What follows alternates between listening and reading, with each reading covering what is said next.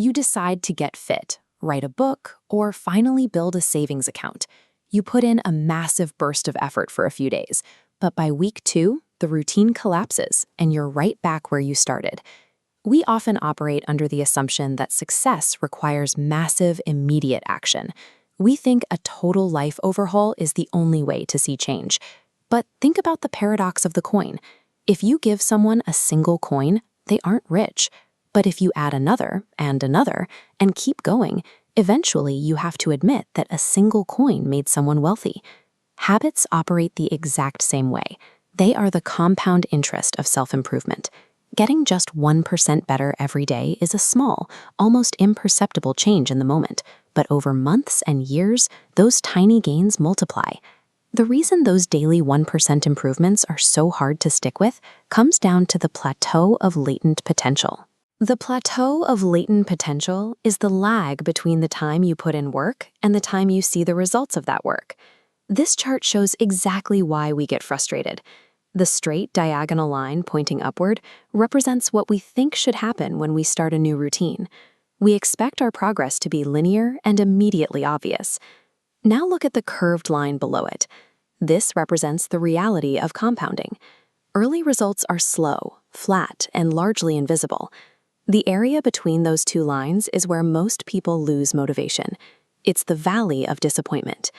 Abandoning a new routine in this valley represents a misunderstanding of how compounding time actually works. To survive that valley, we have to rethink the standard advice of setting a specific target. Focusing purely on a final outcome is a flawed strategy for lasting change. Goals are about the desired future outcome, like wanting a clean room. Systems are about the daily routines you execute right now, like your method for organizing your desk each afternoon.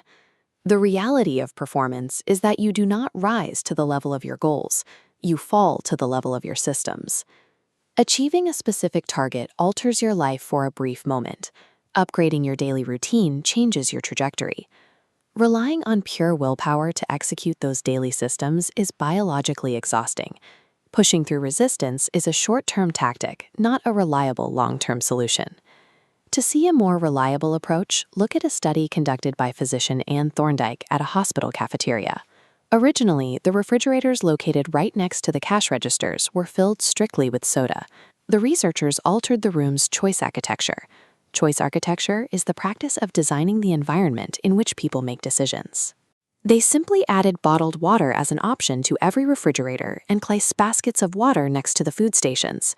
Over the next 3 months, soda sales at the hospital dropped, while sales of bottled water spiked.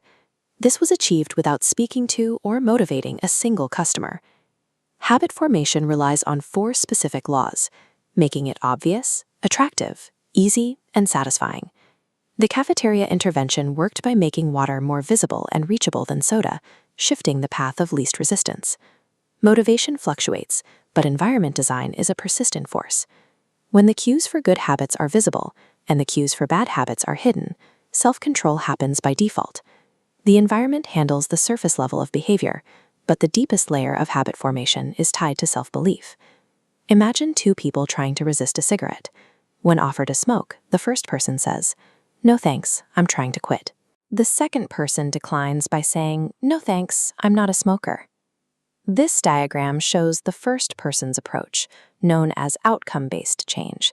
As the arrow points inward from the outer ring toward the center, it illustrates a focus on the result, while holding on to the old belief that they are a smoker. Now, look at this second diagram. Here, the arrow points outward from the center circle toward the outer rings. This is identity-based change, where the shift begins at the core of who you are and moves outward to your actions. Every time you choose the water or finish a chapter, you undergo a micro-evolution. These actions are votes for the person you wish to become. Building these routines serves a deeper purpose than hitting a target. It alters your beliefs about yourself. There is a quote hanging in the locker room of the San Antonio Spurs that captures this compounding effort. It details the work of a stonecutter. The stonecutter hammers away at his rock, striking it perhaps 100 times without a single crack showing on the surface. Yet at the 101st blow, the accumulated tension becomes too great, and the rock finally splits in two. That stone broke because of the compounding energy of the 100 actions that came before it.